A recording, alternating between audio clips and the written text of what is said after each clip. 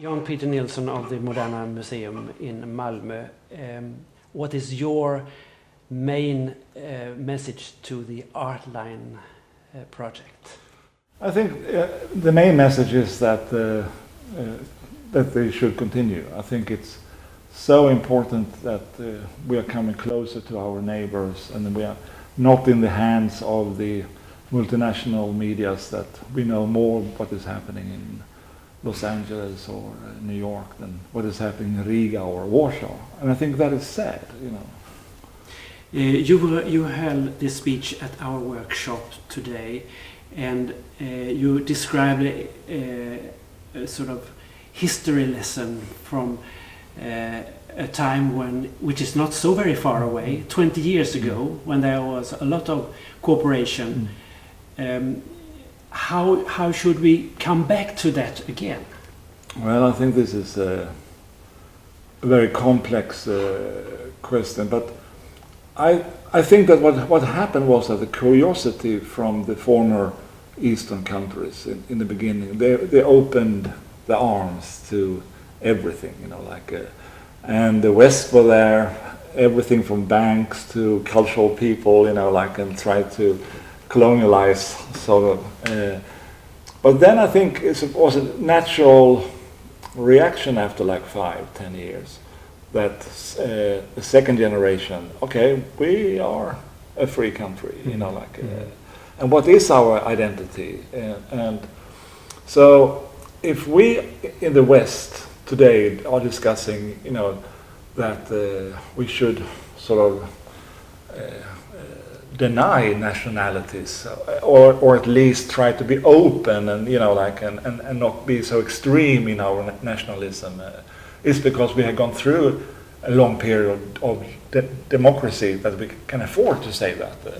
But one has to understand, I think, that looking at the former Soviet colonialized countries, they are very young, and so in that sense I think that it's still more difficult.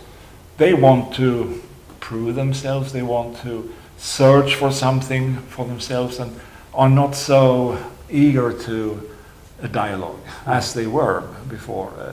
But of course, I mean, you can't say that for everything. You know, it's a little bit of a generalization, but. Yeah. Could you say that art and culture is a good platform for a renewed cooperation, a new climate? Absolutely, absolutely. I think the good thing with the visual arts and music is that you don't need often, at least, a language to understand. A theater play or movie has to be translated because it's based upon and that is also important too. But I think the visual arts can really be an icebreaker for many things, but it should be go two ways. I think it's you know, it's we should learn from the Baltic as much as the Baltic learns from us. So I think there has to be an equality, you know, in the dialogue. Mm-hmm. And that fits very well with the Artline idea, I think. I think so. It's I never come across any project that has been so, how do you say, open and wanting to create some kind of a dialogue, and not saying that, you know, here we are, here is the Swedish Institute, or here is the Danish Institute, and blah blah blah.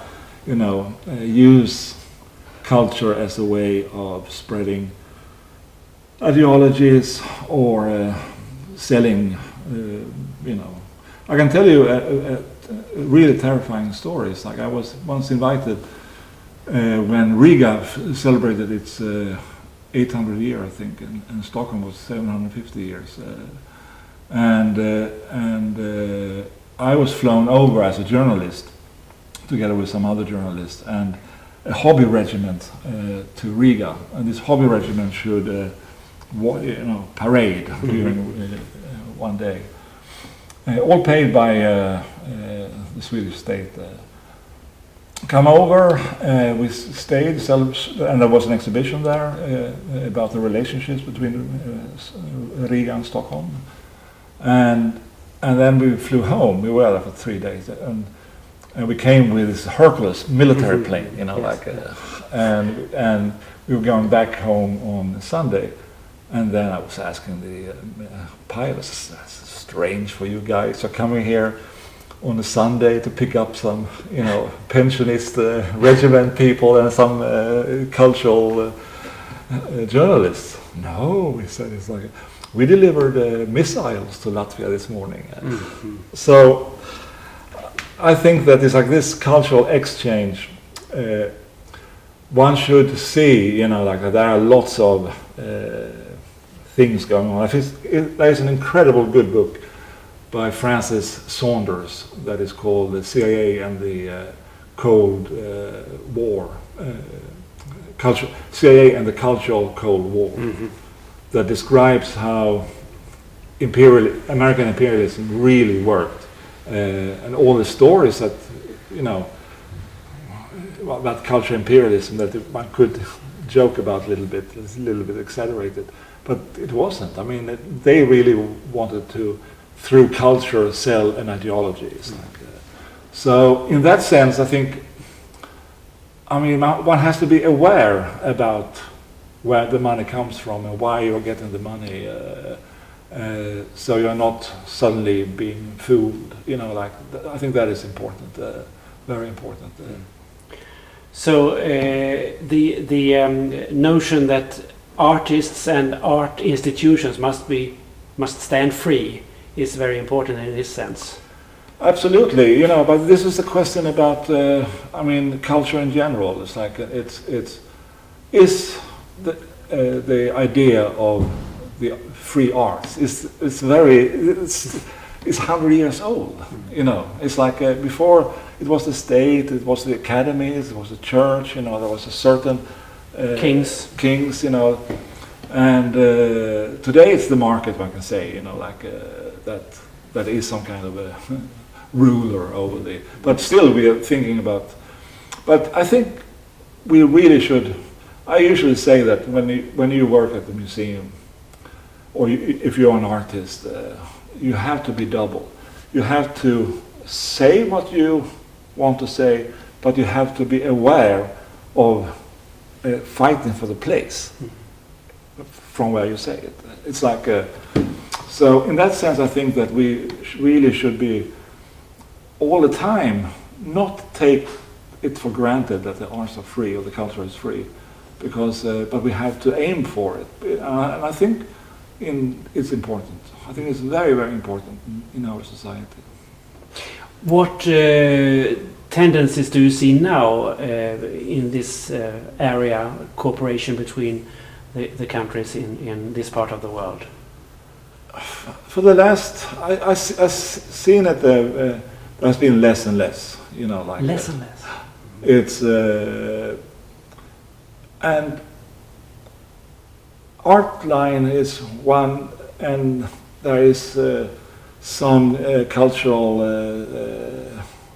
ambassadors, cultural secretaries in Stockholm that are working. But that's like the Polish Institute, the Romanian Institute, but that is not the Baltic. But I mean, there is personal initiatives. They're like enthusiastic people. That is like. But I'm as old as I remember. You know that when the wall fell down, and Sweden played a major role as you know, paying back a debt to the Baltic countries. You know, there's still like but also, you know, like be part of the new Europe, and there were lots of money coming, you know, like from the governments, all in the Nordic countries, and so in that sense, there were much more activities, I think, you know, in the 90s over the Baltic Sea. Now I think it's come to maybe a little bit better situation in the sense that it's like it's not so uneven anymore. You know, like I think there's as many Polish millionaires as there Swedish millionaires today. You know, like so. I think it's and. Nobody has to be the lesser part. Exactly. You can meet at the same level. Yeah, it's so in that sense, I think that we are seeing new. But also, it's like if you look at the EU and the way that EU tries to break down nationalistic ideas. This is how I see it. You know, like when they have the Öresund, Kattegat, Skagerrak as a region. You have the South and North Baltic region. You have the Union of Mediterranean countries. You have da. There's always different countries involved in the regions. I think that's a way for the EU to jeopardize the nationalism in Europe for the goal of a united Europe. And I don't have any opinion in that, you know, like, but the good thing is that you can draw an advantage and use those funds, you know, like for different kinds of exchange. And I think that is rather new. I mean, it's a new direction that EU is moving since 2-3 years. And I'm sure that, coming back to your question, that the collaboration, we will see more collaborations for sure. And what you're saying is also that it would be foolish not to take advantage and not to continue the outline project in some way or another. I think it's, I mean, definitely, I mean, the outline project should definitely be continued because it's still one of the few that's still left, you know, like.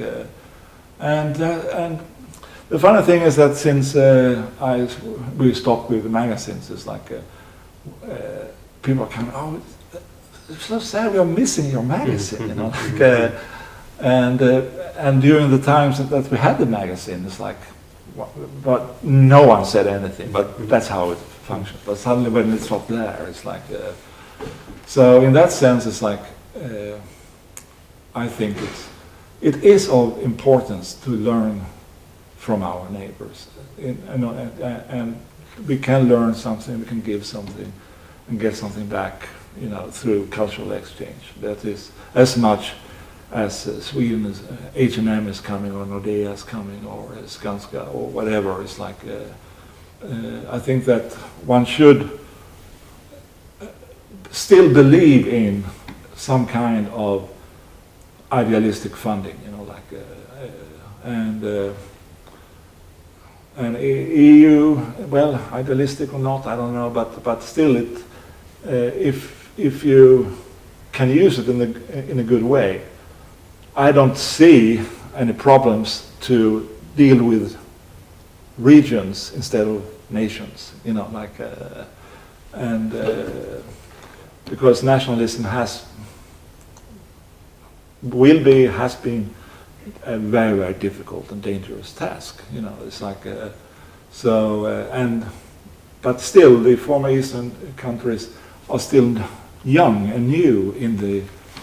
I'm just reading this incredible book about Lev Nussbaum, a guy that was born in Baku in Azerbaijan in the late 19th century, and Baku and Azerbaijan was a melting pot of cultures from, you know, and it was an oil city. It was like so everybody was there, even the Americans in the beginning of the 20th century, and it really describes this as Jews and Muslims and whoever could live together, you know, like. But then when the nationalistic idea started to really happen in the beginning of the 20th century.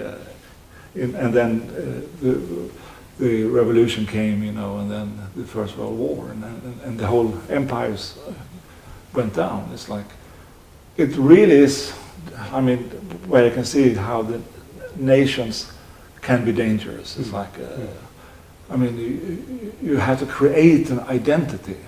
I mean, how can you, I mean, in Poland it's like, I was once in north of Poland that used to be Ukrainian, I used to be German, and there were like a school where the kids were taught to learn Ukrainian, to communicate with the parents and the grandparents in Poland. And